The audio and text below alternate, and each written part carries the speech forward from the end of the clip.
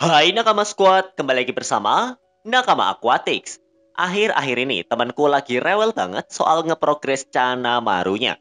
Dia pengen banget bikin Marunya ini jadi langsing bug supermodel. Di kalangan pecinta Cana, membuat ikan jadi bertubuh langsing emang salah satu kewajiban biar bisa menang kontes.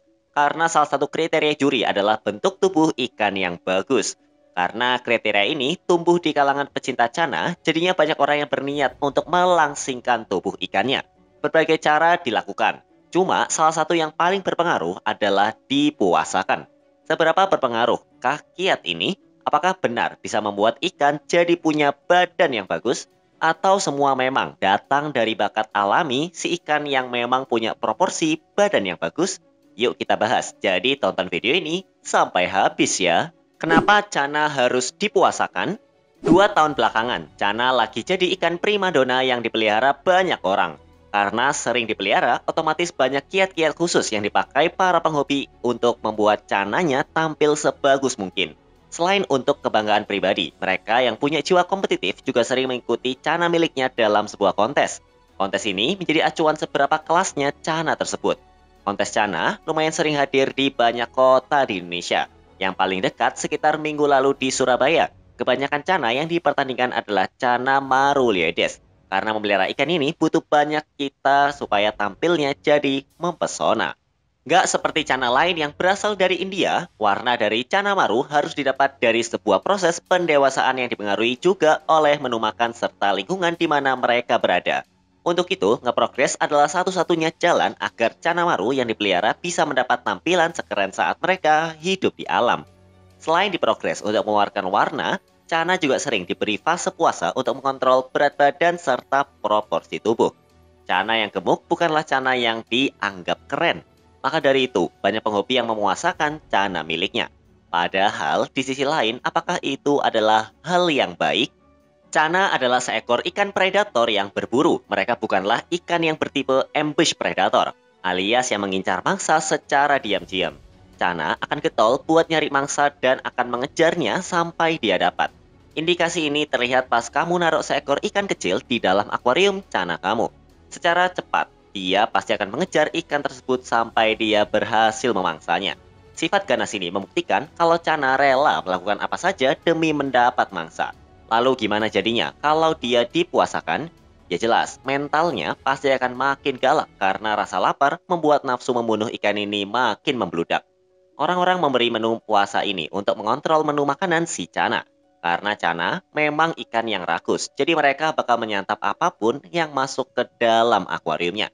Kebanyakan, Cana yang diberi makan secara nggak teratur akan berakhir dengan bentuk badan yang kurang proporsional. Badan mereka jadi gemuk dengan bentuk yang kurang menarik. Dalam kasus Cana Maru, konon bentuk tubuh ikan yang mengemuk membuat mereka jadi sulit mencapai mutasi warna yang menarik. Kasus ini banyak terjadi kepada Cana Maru yang dipelihara dalam tank berisi ikan predator lainnya. Karena akuarium tankmate biasa nggak pernah telat diberi makan, maka Cana Maru yang ada di dalam situ juga pasti mendapat intensitas pemberian makan yang sama dengan ikan yang lain. Apalagi Cana adalah predator yang gesit, jadi mereka nggak akan kesulitan untuk bersaing dengan ikan lain dalam merebut ikan pakan. Karena diberi makan secara terus-menerus, maka lama-lama cananya jadi gendut. Hal itu disebabkan oleh perut cana yang penampung yang nggak besar dan mereka bukanlah perenang yang aktif. Makanya mereka cepat gendut. Gagalnya proses mutasi warna yang dialami oleh seekor cana maru yang badannya gendut membuat banyak orang harus putar otak demi membuat ikan yang mendapat proporsi badan yang bagus. Salah satunya adalah dengan dipuasain. Selain cana, berbadan gemuk bisa membuat mereka gagal mendapatkan tampilan terbaiknya. Proporsi badan bagus juga menjadi kewajiban buat seekor cana agar bisa mendapat nilai bagus di kontes. Makanya banyak keepers yang dengan niat mengatur pola makan cananya agar nggak jadi obesitas. Nah, ada juga beberapa keepers yang menjalankan diet ketat kepada cananya. Diet ini saking ketatnya ada yang hampir sebulan nggak dikasih makan. Apakah hal itu layak? Bahaya nggak sih buat ikannya? Apakah puasain cana itu bahaya? Temanku yang pelihara cana bilang kalau puasain ikan bukanlah hal yang membahayakan. Karena di alamnya sendiri, cana bukanlah ikan yang sering makan. Apakah demikian? Oleh ilmu pengetahuan, cana dikenal sebagai ikan yang cepat dalam pertumbuhan badannya. Salah satu faktor mengapa ikan bisa cepat bertumbuh menjadi lebih besar ya pasti dari porsi makannya. Hal itu udah jadi sebuah harusan. Nah, nggak mungkin kan kalau ikan yang jarang makan, badannya jadi lebih cepat gede. Jadi di alamnya, cana bisa dibilang termasuk ikan yang doyan makan dan menu makannya juga ada banyak. Semua yang bisa masuk ke dalam mulutnya, asal daging, ya bisa dimakan sama ikan ini. Jadi cana bukanlah tipe ikan yang doyan puasa. Karena kalau gitu mereka bakal sulit buat tumbuh besar. Jadinya mempuasakan ikan cana jelas bukanlah hal yang alami. Tapi di sisi lain, belum ada bukti ilmiah jika memuasakan cana bisa mengganggu kesehatannya. Idealnya, seekor cana bisa diberi makan sekali dalam sehari. Karena di alamnya, kurang lebih mereka pasti akan menyantap makanan setiap hari. Tapi ada juga beberapa keepers yang ngasih makan cananya kayak cuma 3 kali seminggu. Secara mental, cana akan lebih galak karena mereka selalu dalam kondisi lapar. Tapi kalau bicara soal berkebinataan, apakah hal itu pantas? Masalah itu kembali lagi kepada sang keepers atau si pemilik cana. Masalah itu kembali lagi kepada sang keepers atau si pemilik cana. Mungkin sama seperti misal ada kerabat kamu yang lagi diet ketat untuk memperbaiki postur dan bentuk badan atau lebih tepatnya untuk merawat bentuk badan agar tetap tampil sesuai standarnya.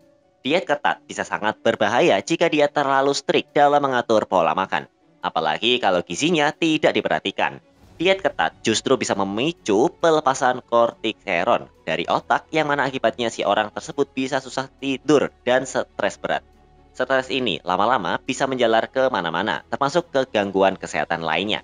Jadi diet yang baik adalah mengatur pola makan dan juga porsinya.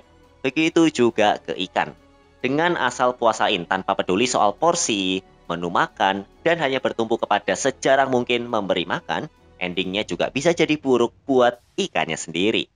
Banyak keepers memberi makan besar berupa udang, ulat hongkong, dan cacing sebagai menu makan utama yang mereka berikan setiap 3 hari sekali. Untuk setiap harinya, ikan-ikan cana peliharaannya biasa diberi makan pelet sebagai multivitamin kalau dianalogikan kepada manusia. Jadi harus ada pola makan dan jadwal makan yang teratur untuk ikanmu. Jangan sampai melakukan sebuah diet dari juntrungan katanya karena diet ketat bisa jadi berbahaya. Sama seperti manusia, ikan juga bisa stres, apalagi cana.